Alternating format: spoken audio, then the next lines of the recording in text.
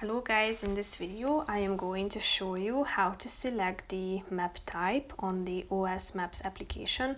But first I just want to mention, don't forget to subscribe to my channel because at 10,000 subscribers I am going to show you my whole YouTube revenue statistics and growth strategy, how to make money online. Now let's jump into it.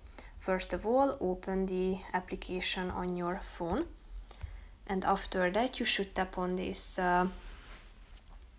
go to your homepage first of all until you find this or see this map, and tap on this button in the right side corner of the screen at the bottom. So here can you see the 3 available map types that you can choose from. However, only 2 is available for the free users of the application or those who have not purchased the premium yet, such as the standard and the aerial.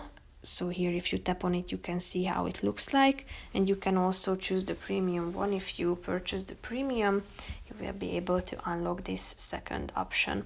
So here you can see how it looks like. If you want to change it, just come back to the previous section and tap on the standard one, so it will be updated automatically. That's pretty much it for this video guys. See you in the next one. Bye bye.